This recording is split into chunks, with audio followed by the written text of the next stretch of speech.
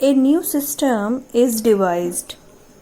By the early 19th century, many of the company officials were convinced that the system of revenue had to be changed again because get maximum profit. So an Englishman, Holt Mackenzie, devised the new system which came into effect in 1822. This was introduced in North India and came to be known as Mahalwari settlement.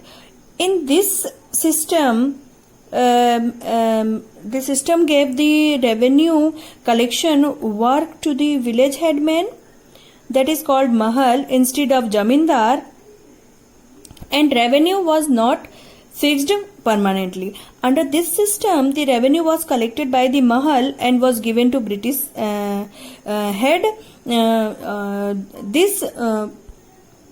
This system was initiated in central part of India. Now, another system, that is called the Munro system.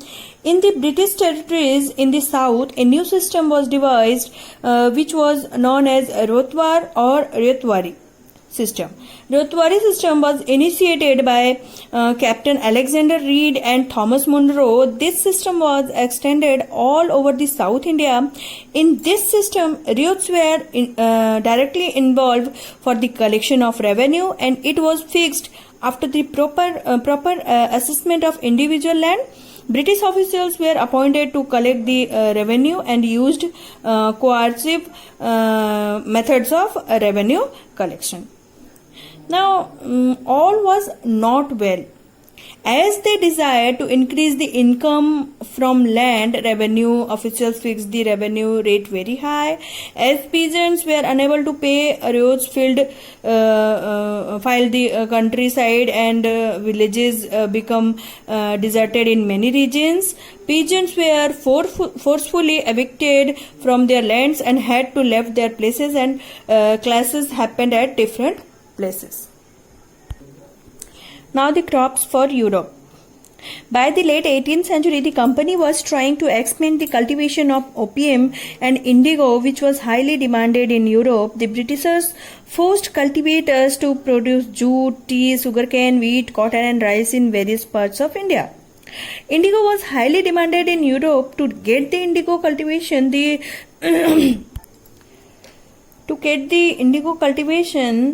the peasants had to cultivate indigo on a 3/20th part of their land. Because of the production of the cash crops and indigo, which had to be grown on the most fertile land, the farmers were left with little fertile region to grow. These crops reduced the production of food crops. Now, does the color have a history? The rich blue color was commonly called as indigo, and it was on a high demand in Europe as it was used for dyeing purpose. India was the biggest supplier of indigo in the world in 19th century. Indigo cultivation was one of the reasons for poor condition of farmers and led riots in various farmers. Why the demand for Indian indigo? By the 13th century, Indian indigo was being used by cloth manufacturers in Italy, France and Britain to dye cloth. Indigo produced a rich blue color, whereas the dye from wood, another plant, was pale and dull. Indigo plantations came up in many parts of North America and Mexico, but during the wars in these regions and abolition of slavery in French colonies, British started depending on India for the cultivation expansion of indigo. Increased demand of indigo also came because of the heavy industrialization in Britain.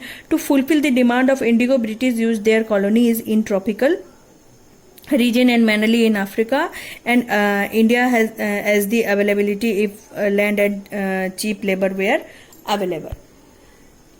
Now Britain turns to India. The company in India expanded the area under the indigo cultivation to meet the rising demand for indigo in Europe.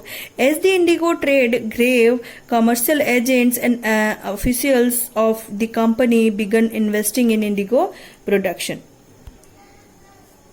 From the last decades of 18th century, indigo cultivation in Bengal expanded rapidly and Bengal indigo came to dominate the world market. In 1788, only about 30% of the indigo imported into Britain was from India. By 1810, the proportion had gone up to 95%. So, the commercial agents and officials of the company began investing in indigo production as the indigo trade grew. Over the years, many company officials left their jobs to look after their indigo business. Attracted by the prospect of high profits, numerous Scotsmen and Englishmen came to India and became planters. Those who had no money to produce indigo could get loans from the company and the banks that were coming up at that time.